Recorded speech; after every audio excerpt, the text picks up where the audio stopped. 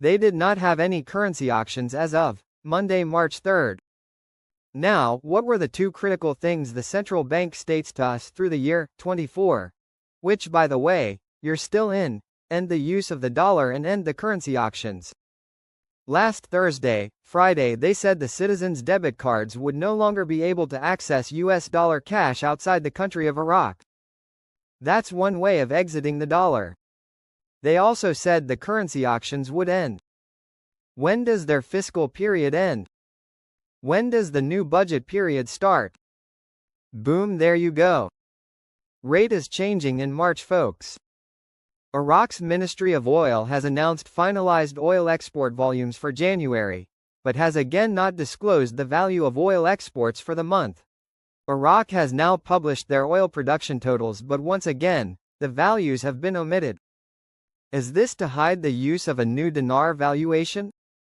Is this to prevent budget totals from being revealed?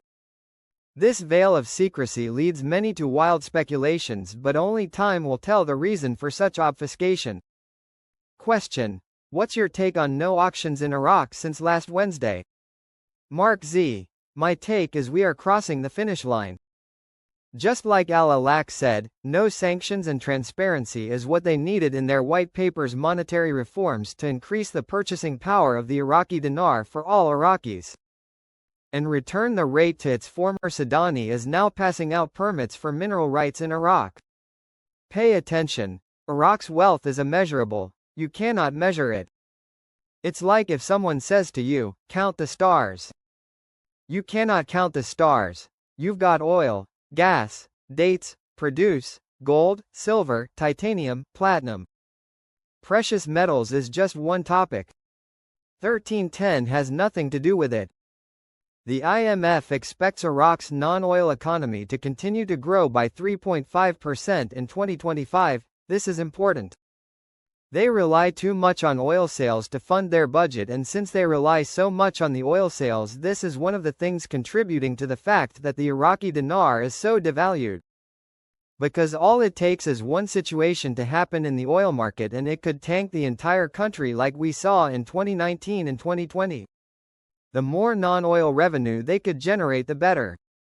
Sources say Pres Trump signed off on the RV a few days ago. These sources do not know one another, but all had the same info. Finance Minister at IMF meeting: we expect non-oil revenues to increase. Gold prices will gain another 8% in 2025 to hit $3,100 per ounce. Goldman Sachs Research. As this article states that demand from central banks pushes the gold price up. Note that the country of Iraq has purchased 20 tons of gold this year herself. Why? Central banks have a very good pulse on things. It is their job to know how to diversify when need be. I'm going to tattoo 4,782 on my arm. That's the Gazette number we think is hiding the new exchange rate. Mashar Saleh. Geopolitical controls push for the shift to official channels for currency trading. He is an economic advisor to Sudani, and he is talking about how successful they are with economic reforms. Being able to track everything now has made a huge difference. They are still talking about raising the value of the dinar and giving purchasing power to every Iraqi. Keep in mind that notes that we hold, such as 25,000 notes, will always be their printed value. The exchange rate to US dollars should gradually increase based on Iraq's economic growth, economic renaissance, and success over time and the development of their banking system. Question: will Ramadan affect the timing of the exchange rate? Are you asking me because Kuwait went through an RI during Ramadan? Emo, that was just a coincidence. Let's just say my friend, Firefly, has purchasing power. Do you think it would be wise for him to celebrate, to run out in the streets during a religious event? Wouldn't it be rather sacrilegious for them to even consider? I'm rich, or I got purchasing power during a holy solemn time? It sure as heck can happen during Ramadan, but I don't want you to think it's going to happen because of Ramadan. Emo. Comment: many think Trump's State of the Union address to the nation will be big tomorrow night. Mark Z: and Kurdistan Oil is supposed to start tomorrow as well. So along with the State of the Union speech, it should be a big day tomorrow. What does a digital Iraqi dinar mean for those of us who have the paper IQD? The truth of the matter is they hadn't said one way or another. If they go 100% digital, what you have to pay attention to is, does the digital only work for the people within Iraq? So it makes it okay for people outside of Iraq to hold paper currency, because if they go 100% digital, then that means we're going to have to give up our IQD. We're going to have to turn it in. Either we have to sell it back, or we're going to have to figure out how to get a digital version of it at the current exchange rate. I don't know if that's going to be possible. The odds are they're going to force people to sell the dinar. What does that mean for speculators? We're going to have to wait and see. Iraq faces an international maritime embargo due to its failure to comply with the standards set by the International Maritime Organization to regulate maritime traffic, which stipulate that ports should not be militarized.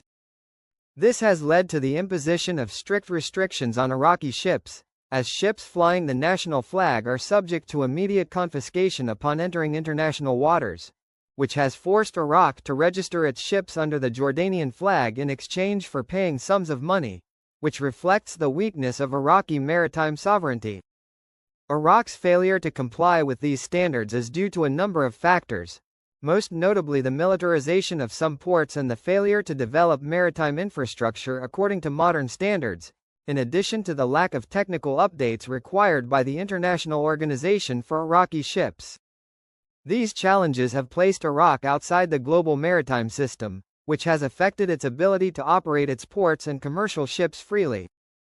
On the subject, the head of the Parliamentary Transport and Communications Committee, Zahra al-Bajari, confirmed that Iraq pays money to raise the Jordanian flag on its ships due to international restrictions.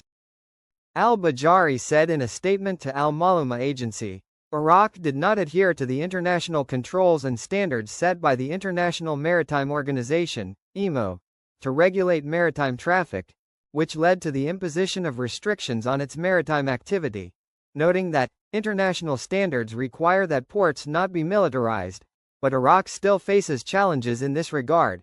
She added that Iraqi ships flying the national flag are subject to immediate confiscation, which prompts Iraq to register its ships under the Jordanian flag in exchange for paying sums of money, which reflects the weakness of Iraqi maritime sovereignty.